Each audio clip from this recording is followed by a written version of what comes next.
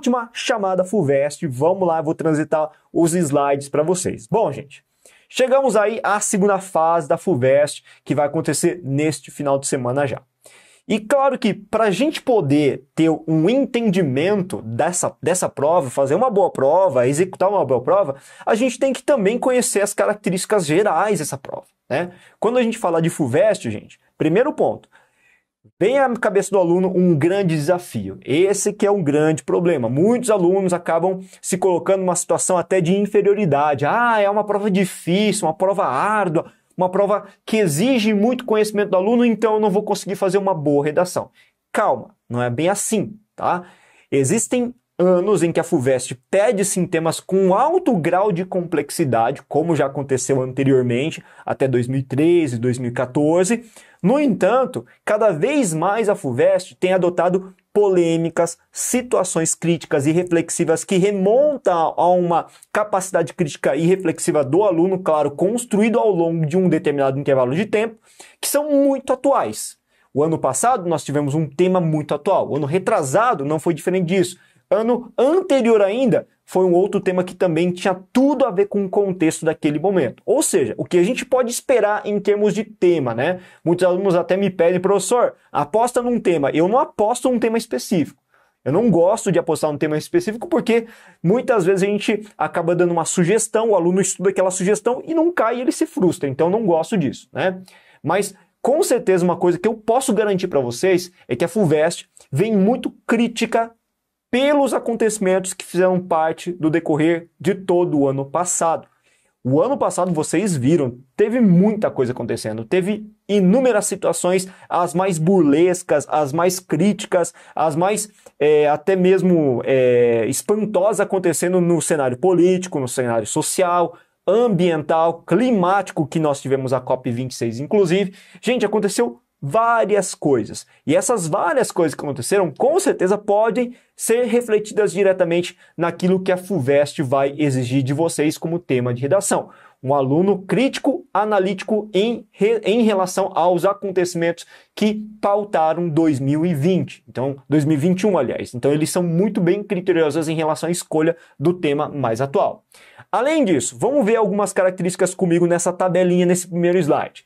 Os temas costumam ser subjetivos. Professor, o que é um tema subjetivo? Vamos lembrar? Tema subjetivo é aquele tema que norteia uma perspectiva mais reflexiva mesmo, mais crítica mesmo, até mesmo mais metafísica, né? São assuntos pautados de maneira não objetiva que às vezes a gente tem que recrutar uma visão mais filosófica da redação, da dissertação, da discussão. Por exemplo, já foi tema de redação na FUVEST o altruísmo. Gente, falar em altruísmo, nesse sentimento que move uma sociedade mais solidária, é muito complicado. Falar de fama, falar, por exemplo, de questões ligadas ao âmbito mais emotivo. E é muito complicado falar sempre disso. Mas, de novo, cada vez mais a FUVEST está pedindo temas mais reflexivos associados às visões contemporâneas, ao que tem acontecido de fato na atual conjuntura social brasileira.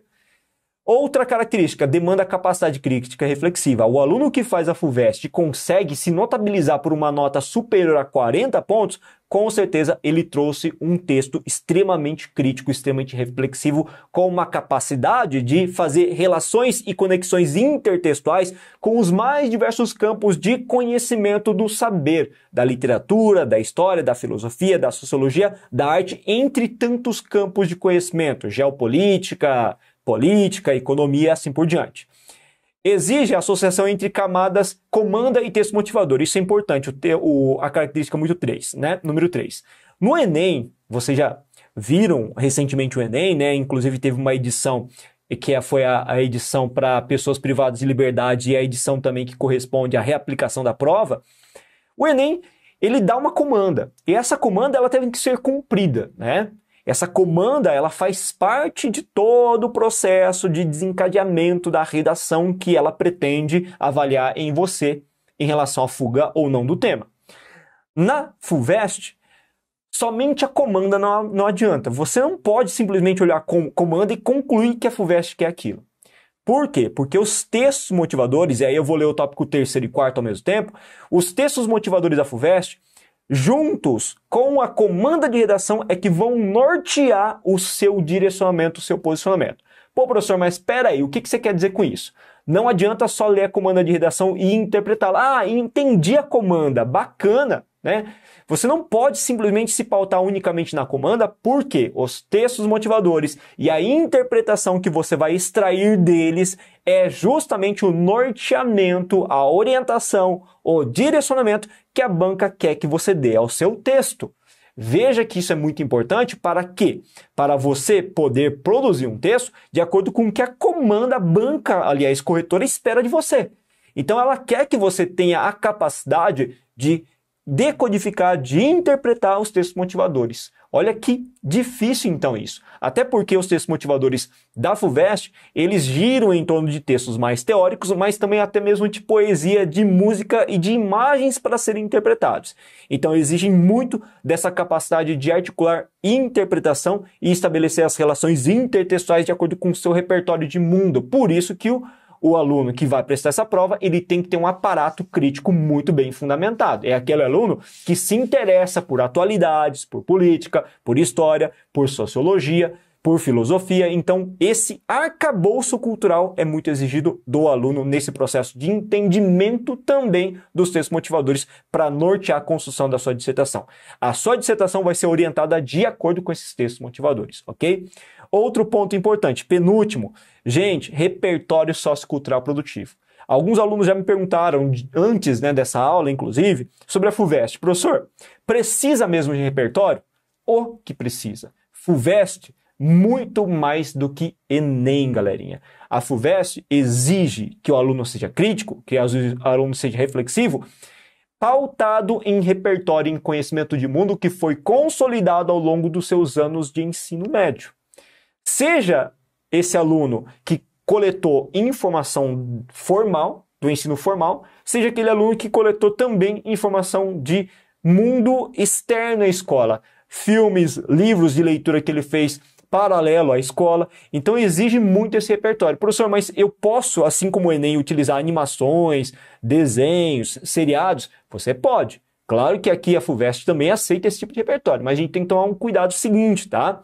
Qual o cuidado? Você não vai pegar qualquer filme. Você tem que se preocupar em pegar seriados, filmes, músicas, desenhos ou animações que tenham um crivo crítico, que tenham uma consideração crítica dada pela opinião pública.